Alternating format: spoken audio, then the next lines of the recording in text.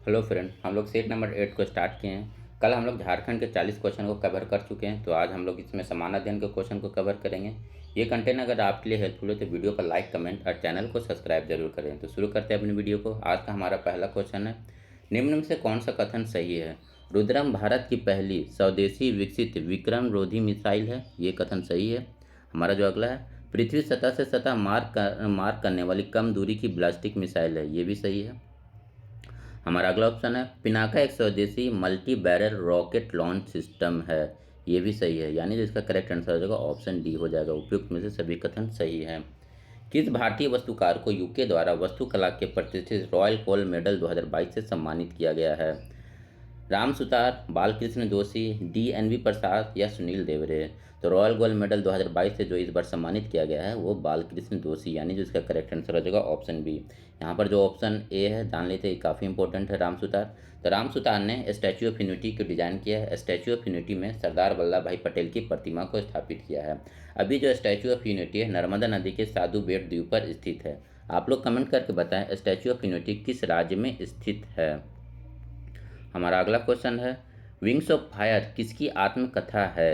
Sarojini Naidu, APJ Abdul Kalam, Amrita Pritam या किरण बेदी? तो wings of fire जो है ये APJ अब्दुल कलाम की आत्मकथा है। ठीक है, ये अभी हाल में 27 जुलाई को इनकी पुण्यतिथि बनाई गई थी। अब्दुल कलाम को मिसाइल मैन ऑफ इंडिया के नाम से जाना जाता है और इन्हें 1997 में, कब 1997 में भारत रत्न से सम्मानित किया गया था। आप लोग कमेंट करके बताएं कि अब्दुल कलाम हमारे देश के कितनेवें नंबर के राष्ट्रपति बने थे। हमारा अगला क्वेश्चन है, किस संगठन ने स्वदेशी रूप से विकसित लेजर निर्देशित यानी लेजर गाइडेड ATGM का प्रशिक्षण किया है? इसरो, DRDO, हॉल या बार्क? तो लेजर गाइडेड ATGM का जो प्रशिक्षण किया है वो DRDO ने किया है। अब DRDO के बारे में जान लेते हैं। DRDO की जो स्थापना होती है 1 जनवरी 1958 में होती है। आप लोग कमेंट करके बताएं कि वर्तमान में DRDO के अध्यक्ष कौन है।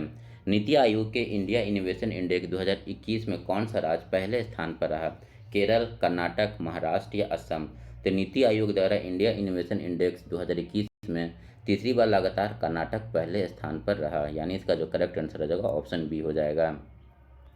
निम्न में से किस देश की राजधानी एथेंस है? ग्रीस, घाना, आइसलैंड या फिजी? तो एथेंस ग्रीस या यूनान की राजधानी है, यानी इसका जो करेक्ट आंसर हो जाएगा ऑप्शन ए हो जाएगा। बाकी ऑप्शन देख लेते हैं। घाना की राजधानी है, घाना की राजधानी जो है ये अक्कारा है। ठीक है, घाना की राजधानी अक्कारा। उसके बाद आइसलैंड की राजधानी रेकजाविक है। आइसलैंड की राजधानी रेकजाविक और फिजी की राजधानी सुआ है। इसे याद रखिएगा, फिजी की राजधानी सुआ, आइसलैंड की राजधानी रेकजाविक और घाना की राजधानी अक्कारा है। दिनार या न्यू दिनार मुद्रा नहीं है सूडान की, यूगोस्लावाकिया की, UAE की या ट्यूनीशिया की? तो दिनार या न्यू दिनार जो मुद्रा नहीं है UAE की नहीं है, UAE में दिरहम चलता है, यानी जो इसका करेक्ट आंसर हो जाएगा ऑप्शन सी हो जाएगा। निम्न में किस राज्य की सीमा बांग्लादेश से नहीं मिलती है? मेघालय, त्रिपुरा, मणिपुर या मिजोरम? तो बांग्लादेश के साथ जो सीमा नहीं बनाती है वो हो जाएगा आपका मणिपुर।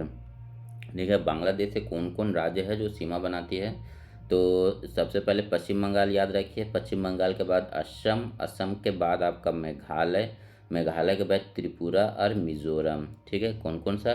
पश्चिम बंगाल, असम, मेघालय, त्रिपुरा और मिजोरम। आप लोग कमेंट करके बताएं कि बांग्लादेश से तीनों तरफ से कौन सा राज्य घिरा हुआ है। कौन सा सुमिलित नहीं है? मीति जो भाषा है ये कौन सा क्षेत्र में? मेघालय में बोला जाता है। मलयालम केरल में, डोगरी जम्मू कश्मीर में, कोंकण गोवा में? तो इसमें कौन सा सुमिलित नहीं है? तो ये मीति हो जाएगा। मीति मेघालय में नहीं बल्कि मणिपुर में बोली जाने वाली भाषा है। ठीक है, मीति कहाँ पर है? तो मणिपुर के क्षेत्र में बोली जाने वाली एक भाषा है। उसके बाद हमारा जो अगला क्वेश्चन है, निम्नलिखित में किस मंदिर परिसर में एक भारी भरकम नंदी की मूर्ति है जिसे भारत का विशालतम नंदी मूर्ति माना जाता है? वृद्धेश्वर मंदिर, लिंगराज मंदिर, लोपाक्षी मंदिर या कंदेरिया महादेव मंदिर? तो इसमें जो है जो नंदी देवी की मूर्ति जो अभी लगाया गया है ये वृद्धेश्वर मंदिर में लगाया गया है, यानी जो इसका करेक्ट आंसर हो जाएगा ऑप्शन ए हो जाएगा। इस मंदिर का निर्माण चोल राजा राजराज प्रथम ने करवाया, इसे भी याद रखिएगा, ये द्रविड़ शैली पर बनी हुई है। ठीक है, क्या कि इस मंदिर का निर्माण किसने करवाया है? तो चोल राजा राजराज प्रथम ने करवाया है और ये द्रविड़ शैली पर बनी हुई है। हमारा जो अगला क्वेश्चन है, राजा कृष्णदेव राय के संबंध में निम्नलिखित में से कौन सा कथन सही नहीं है? विदेशी यात्रा पायस नुनीज उनके दरबार में आए थे, सही कथन है। ठीक है। उसके बाद वे तेलुगु और संस्कृत के एक बड़े विद्वान थे, ये भी सही है। उसके बाद उनके साम्राज्य में प्रचलित महान न्याय और निष्पक्षता के लिए बारबोसा ने उनकी प्रशंसा की है, ये भी सही है। उन्होंने अपनी सर्वश्रेष्ठ कृति अमुक्त माल्यवाद की रचना संस्कृत में की, ये गलत है। अमुक्त माल्यवाद की जो रचना है वो संस्कृत में नहीं बल्कि तेलुगु में किया गया है। कृष्णदेव राय से रिलेटेड एक और महत्वपूर्ण क्वेश्चन को आप याद रखिए कि जो मुगल शासक बाबर थे, अपने आत्मकथा बाबर नामा में कृष्णदेव राय को चर्चा किया। तो इसे आप याद रखिएगा कि क्वेश्चन पूछा जाता है कि किस मुगल शासक ने कृष्णदेव राय को अपनी पुस्तक बाबर नामे में चर्चा किया है, तो ये हो जाएगा बाबर ने। हमारा जो अगला क्वेश्चन है, अबुल कलाम, सूची 1 का सूची 2 से मिलान करना है। तो अबुल कलाम आज़ाद ये कौन सी पत्रिका को स्टार्ट किए थे? तो अबुल कलाम आज़ाद ने ये अल हिलाल को स्टार्ट किए थे। ठीक है, तो ए का 2 हो जाएगा। उसके बाद फिरोज शाह मेहता बॉम्बे कॉर्निवल। उसके बाद जो हमारा एनी बेसेंट है, एनी बेसेंट ने जो स्टार्ट किया था न्यू इंडिया स्टार्ट किया था। एनी बेसेंट कौन सा? New India. उसके बाद जो हमारा अगला है महात्मा गांधी, तो महात्मा गांधी के लिए हो जाएगा यंग इंडिया। तो इसका जो करेक्ट आंसर बन जाएगा ऑप्शन ए बन जाएगा, महात्मा गांधी यंग इंडिया। और न्यू इंडिया जो है वो एनी बेसेंट के द्वारा स्टार्ट किया गया था, यानी जिसका करेक्ट आंसर हो जाएगा ऑप्शन ए हो जाएगा। हमारा अगला क्वेश्चन है, निम्नलिखित में कौन सा ब्रिटिश शासन के दौरान भारत में रैयतवाड़ी बंदोबस्त प्रारंभ की जाने के संबंध में था? लॉर्ड कॉर्नवालिस, अलेक्जेंडर रीड या थॉमस मुनरो? तो भारत में जो ये रैयतवाड़ी बंदोबस्त को प्रारंभ किया गया था ये अलेक्जेंडर रीड और थॉमस मुनरो के द्वारा स्टार्ट किया गया था, यानी जो इसका करेक्ट आंसर हो जाएगा ऑप्शन सी हो जाएगा। अब थोड़ा सा इसके बारे में जान लेते हैं कि ये भूमि सुधार कानून जो अंग्रेजों के समय में तीन भूमि सुधार कानून आए थे। कौन कौन? एक स्थायी बंदोबस्त, एक रैयतवाड़ी और एक महालवाड़ी। 3 भूमि सुधार कानून आए थे, स्थायी बंदोबस्त, रैयतवाड़ी और महालवाड़ी। स्थायी बंदोबस्त क्या है? तो इसको कॉर्नवालिस के द्वारा लाया गया था। ठीक है, इसमें जो भूमि का अधिकार था ये जमींदारों को दिया गया था, इसलिए इसको जमींदारी व्यवस्था भी कहा जाता है। इसमें जो टोटल टैक्स का 10/11 भाग अंग्रेजों को और 1/11 भाग जमींदार को रखा जाता था। ये टैक्स को सूर्य डूबने से पहले दिया जाता था, इसलिए इस टैक्स को हम सूर्यास्त टैक्स के नाम से भी जानते हैं। ठीक है, ये 3 पॉइंट याद रखिएगा। उसके बाद ये सबसे कम एरिया पर फैला हुआ था, ये लगभग भारत के 19% एरिया पर ही था, तो इसलिए ये सबसे कम एरिया में फैला हुआ था। तो स्थायी बंदोबस्त के बारे में 3-4 पॉइंट कौन कौन सा है? तो इसको स्टार्ट कौन किया था? कॉर्नवालिस ने स्टार्ट किया था। इसमें जो ज़मीन का जो मालिकाना हक था ये ज़मींदार के पास था, इसलिए इसको ज़मींदारी व्यवस्था भी कहा जाता है। ये सूर्य के डूबने से पहले लिया जाता था, इसलिए इसे सूर्यास्त टैक्स भी कहा जाता था। ये सबसे कम एरिया में फैला हुआ था, ये लगभग 19% एरिया में फैला हुआ था। ठीक है, तो ये 3 पॉइंट याद रखिएगा। उसके बाद जो हमारा दूसरा है रैयतवाड़ी, तो रैयतवाड़ी तो अभी बता दिए, इसको स्टार्ट करने वाले कौन थे? अलेक्जेंडर रीड और थॉमस मुनरो। इसमें जो ज़मीन का अधिकार था ये किसानों को दे दिया गया था। ठीक है, ये इसमें जो ज़मीन का अधिकार किसका हो गया था? किसानों को। अब अंग्रेज जो हैं डायरेक्ट किसान से ही टैक्स वैक्स वसूल करते थे। ये हमारे भारत में सबसे बड़े एरिया पर फैला हुआ था, मतलब जो रैयतवाड़ी व्यवस्था था भारत में सबसे ज़्यादा लागू था, ये 51% एरिया को कवर करता था। उसके बाद जो महालवाड़ी है, महालवाड़ी व्यवस्था ये मैकेंजी के द्वारा स्टार्ट किया था। अब इसमें क्या हुआ था कि जो ज़मीन का जो अधिकार है इसको एक गांव को मुखिया को फिक्स कर दिया जाता था और मुखिया को दे दिया। अब जो अंग्रेज है जो टैक्स जो वसूल करते थे वो मुखिया से करते थे। ठीक है, और ये जो हमारे भारत के 30% एरिया पर फैला हुआ था, लेकिन अंग्रेज़ों को सबसे ज़्यादा फायदा जो होता है वो महालवाड़ी व्यवस्था से ही होता है, क्योंकि ये इससे सबसे ज़्यादा टैक्स वसूल कर पाते थे। तो आप इसे याद रखिएगा। ये भूमि सुधार को कौन कौन था? स्थायी बंदोबस्त ये कॉर्नवालिस के द्वारा स्टार्ट किया था, रैयतवाड़ी थॉमस मुनरो और रीड ने, और जो महालवाड़ी है मैकेंजी, ये एग्जाम में काफ़ी बार पूछा जाता है। उसके बाद हमारा अगला क्वेश्चन है, निम्नलिखित कथनों में कौन असहयोग आंदोलन के संबंध में सही नहीं है? इस आंदोलन की अवधि 1920 से 1922 तक थी, सही है। 1 वर्ष के भीतर स्वराज की प्राप्ति इसका लक्ष्य था, ये भी सही है। इसमें बहिष्कार की योजना थी, ये भी सही है। मोहम्मद अली जिन्ना ने इस आंदोलन को समर्थन किया था। नहीं, ये गलत है। मोहम्मद अली जिन्ना ने इस आंदोलन का समर्थन नहीं बल्कि विरोध किया था। ठीक है, बढ़ते हैं अपने अगले क्वेश्चन की तरफ। अब है इन सूची 1 का सूची 2 से मिलान करना है। मौलिक अधिकार, तो मौलिक अधिकार कहाँ किस देश से लिया गया है? मौलिक अधिकार किस देश से लिया गया है? तो ये मौलिक अधिकार हो जाएगा अमेरिकी अधिकार पत्र, यानी ए का 4 हो जाएगा। राज्य की नीति निर्देशक तत्व, तो ये आयरिश संविधान से, आयरलैंड की नीति, ऐसे याद रखिएगा, आयरलैंड की नीति, तो ये हो जाएगा बी का 3। मंत्रिमंडलीय सरकार, मंत्रिमंडलीय सरकार जो है ये हमारा ब्रिटिश संविधान से लिया गया है। और कनाडा, तो ये राज्य केंद्र राज्य का संबंध है। ठीक है, कनाडा से केंद्र राज्य के बीच में संबंध, यानी जो इसका करेक्ट आंसर हो जाएगा ऑप्शन डी हो जाएगा। ऑप्शन डी इसका करेक्ट आंसर हो जाएगा। भारतीय संविधान की प्रस्तावना में निम्नलिखित में से किस स्वतंत्रता का वर्णन नहीं है? विचार की स्वतंत्रता, विचार प्रकट करने की स्वतंत्रता, विकास की स्वतंत्रता या आर्थिक स्वतंत्रता। तो भारतीय संविधान की जो प्रस्तावना में है हमें आर्थिक स्वतंत्रता का वर्णन नहीं है, यानी जो इसका करेक्ट आंसर हो जाएगा ऑप्शन डी। अब ये जो प्रस्तावना है इसके बारे में थोड़ा सा जान लेते हैं। तो प्रस्तावना को 13 दिसंबर 1946, कब? 13 दिसंबर 1946 से में जवाहरलाल नेहरू के द्वारा संविधान सभा के समक्ष प्रस्तुत किया गया। ये पॉइंट याद रखिएगा। प्रस्तावना को संविधान सभा के समक्ष कब प्रस्तुत किया गया? तो 13 दिसंबर 1946 को। और इसे संविधान सभा के द्वारा 22 जनवरी 1947 में अपनाया गया था। ये 2 पॉइंट हो गया। प्रस्तावना को कब संविधान सभा के सामने प्रस्तुत किया गया था? तो 13 दिसंबर 1946। और इसे कब अपनाया गया? तो 22 जनवरी 1947। उसके बाद हमारे जो प्रस्तावना में एक बार संशोधन हुआ है वो 42वां संविधान संशोधन 1976। ये भी याद रखिएगा। प्रस्तावना में कब संशोधन हुआ है? एक बार, तो 42वां संविधान संशोधन 1976। इस संशोधन में 3 वर्ड जोड़े गए थे। कौन कौन? समाजवाद, पंथनिरपेक्ष और अखंडता। 3 वर्ड याद रखिएगा। कौन कौन जोड़ा गया था? समाजवाद, पंथनिरपेक्ष और अखंडता। इस पॉइंट को आप नोट कर लीजिएगा, काफ़ी इंपॉर्टेंट पॉइंट है। बढ़ते हैं अपने अगले क्वेश्चन की तरफ। निम्नलिखित में कौन पंचायत की संरचना के बाबत उपबंध करने को अधिकृत है?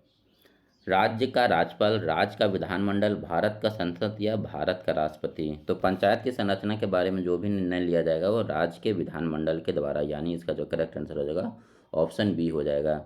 ठीक है, ये जो अनुच्छेद 243 गा के वन में इसका वर्णन है। कहाँ पर? अनुच्छेद 243 के गा के वन में। हमारा जो अगला क्वेश्चन है, सूची 1 का सूची 2 से मिलान करना है।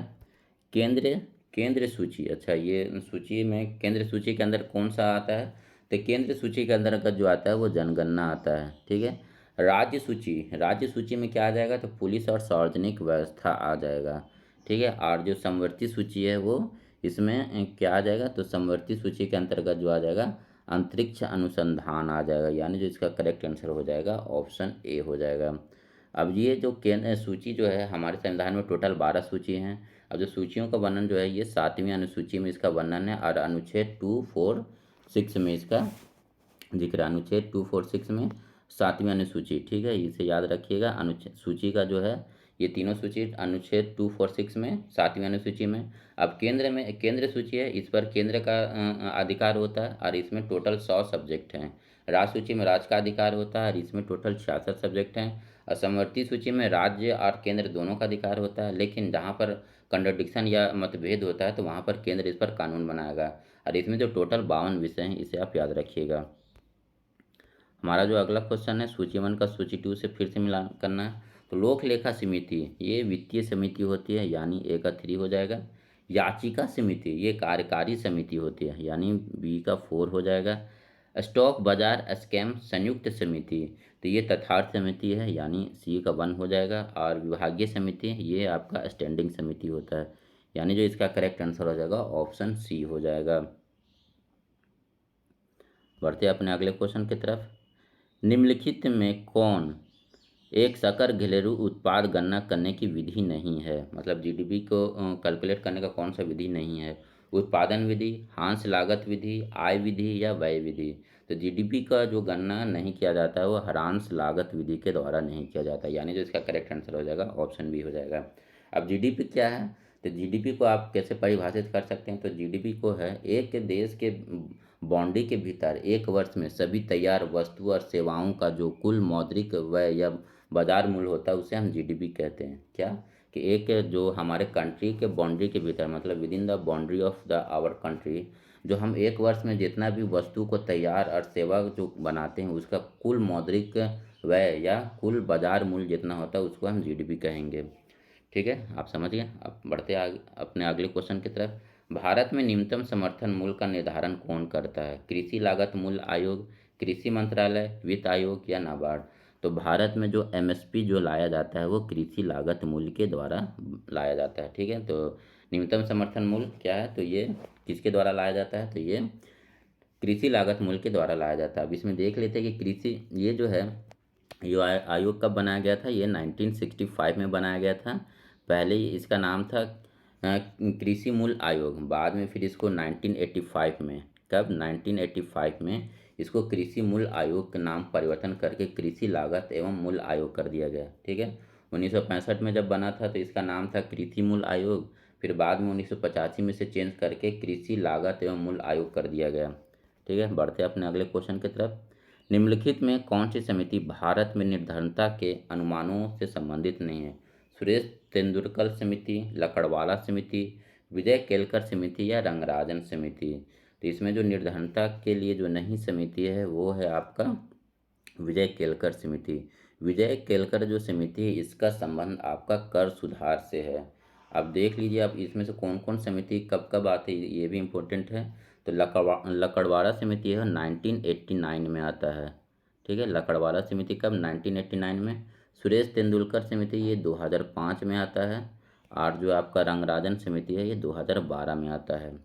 किस पंचवर्षीय योजना की स्थिरता के साथ विकास और आत्मनिर्भर की प्रगतिशील उपलब्धता का उद्देश्य निर्धारित किया गया था? तीसरी पंचवर्षीय योजना, चौथी पंचवर्षीय योजना, पांचवी पंचवर्षीय योजना या छठी पंचवर्षीय योजना? तो ये जो हो जाएगा इसका करेक्ट आंसर हो जाएगा ऑप्शन बी। चौथी पंचवर्षीय योजना का जो टाइम पीरियड ये कब से कब था? तो ये 1969 से 1974 के बीच में चला था। पर्यावरण में ग्रीन हाउस प्रभाव में वृद्धि होती है कार्बन मोनोऑक्साइड के कारण, कार्बन डाइऑक्साइड के कारण, ऑक्सीजन के कारण या उपयुक्त में से कोई नहीं। तो ग्रीन हाउस के लिए जो इफेक्ट करने वाला गैस है वो कार्बन डाइऑक्साइड गैस है, यानी जो इसका करेक्ट आंसर आ जाएगा ऑप्शन डी। अन्य ग्रीन गैस हाउस को भी याद रखें जिससे इसमें जलवाष्प भी आता है, ये काफ़ी बार पूछा हुआ क्वेश्चन है। जलवाष्प हो गया, क्लोरोफ्लोरोकार्बन हो गया, नाइट्रस ऑक्साइड हो गया, मीथेन हो गया CH4 और ओजोन भी आपका ग्रीन हाउस गैस है। ठीक है, ये कौन कौन सा? जलवाष्प, क्लोरोफ्लोरोकार्बन, नाइट्रस ऑक्साइड, मीथेन और ओजोन, ये भी ग्रीन हाउस गैसेस हैं, इसे भी याद रखिएगा। हमारा जो अगला क्वेश्चन है, निम्नलिखित में से किसे दक्षिण गंगोत्री के नाम से जाना जाता है? तो कावेरी नदी का उद्गम स्थल, वह स्थान जहाँ पेरियार उत्तर की तरफ बहती है, भारत का प्रथम आर्कटिक शोध केंद्र या केरल में रॉकेट छोड़ने का केंद्र है? तो ये जो दक्षिण गंगोत्री है ये भारत का प्रथम आर्कटिक शोध केंद्र है। ठीक है, ये इसे याद रखिए, काफ़ी कंफ्यूजिंग क्वेश्चन है। ठीक है, तो दक्षिण गंगोत्री क्या है? भारत का पहला अंटार्कटिक शोध केंद्र है। इसे कब बनाया गया था? 1983 से 84 के बीच में ये चला था। उसके बाद हमारा जो दूसरा शोध केंद्र अंटार्कटिक पर था वो 1988 से 89 के बीच में मैत्री के नाम से बनाया गया था। उसके बाद तीसरा अनुसंधान केंद्र जो भारतीय है जो 2012 में बनाया गया था। तो ये तीनों पॉइंट को आप याद रखिएगा। कौन कौन सा? दक्षिण गंगोत्री 1983-84 में, दूसरा जो है मैत्री वो 88 से 89 में, और तीसरा जो भारतीय है वो 2012 में। लघु हिमालय स्थित है मध्य में, ट्रांस हिमालय, महान हिमालय, शिवालिक और महान हिमालय, ट्रांस हिमालय और शिवालिक, शिवालिक और बाह्य हिमालय। तो लघु हिमालय जो स्थित है शिवालिक और महान हिमालय के बीच में स्थित है, यानी जो इसका करेक्ट आंसर हो जाएगा ऑप्शन बी हो जाएगा। द्वीपों का समूह लक्षद्वीप परवाल उत्पत्ति का है, ज्वालामुखी उत्पत्ति का है, मृदा निक्षेपण का है या उपयुक्त में से कोई नहीं? तो द्वीपों का समूह जो लक्षद्वीप है ये परवाल भित्ति से बना हुआ है, यानी जो इसका करेक्ट आंसर हो जाएगा ऑप्शन बी हो जाएगा। लक्षद्वीप में टोटल 36 द्वीप समूह हैं, इसे याद रखिएगा। हमारा जो अगला क्वेश्चन है सहायक नदी और मुख्य नदी का मिलान करना है। तो चंबल, तो चंबल है ये किसकी सहायक नदी है? तो ये यमुना की सहायक नदी है। उसके बाद सोन, ये सोन किसकी सहायक नदी है? तो गंगा की होना चाहिए, लेकिन इसमें ऑप्शन नहीं है। अब मानस ये किसकी है? तो ये ब्रह्मपुत्र की है। तो इसमें जो करेक्ट आंसर हो जाएगा ऑप्शन डी हो जाएगा, केवल 3। मानस जो है केवल ब्रह्मपुत्र की है। ठीक है, मानस किसकी है? तो ब्रह्मपुत्र की। चंबल जो सहायक नदी है यमुना की है, चंबल है यमुना की। और सोन है जो ये सोन सहायक नदी है गंगा नदी की है। हमारा जो अगला क्वेश्चन है, मैथन बाल पहाड़ी एवं तिलैया बांध किस नदी पर स्थित है? दामोदर, बराकर, कोनार या बोकारो। तो मैथन, बाल पहाड़ी या तिलैया बांध ये सभी किस पर हैं? तो ये बराकर नदी पर है, जो कि झारखंड में स्थित है। हमारा अगला क्वेश्चन है, कौन सा परमाणु बिजली घर और राज्य का मेल गलत है? नरोरा, यूपी। ठीक है, नरोरा यूपी ये सही है। कल्पक्कम कर्नाटक, नहीं ये गलत है। कल्पक्कम जो है ये तमिलनाडु में है। काकड़ापाड़ा गुजरात ये सही है। कुंडलकुलम ये भी तमिलनाडु में, ये भी सही है। तो आज हम लोग समानाध्ययन के क्वेश्चन को कवर कर चुके हैं। कल हम लोग कंप्यूटर और विज्ञान के क्वेश्चन को कवर करेंगे।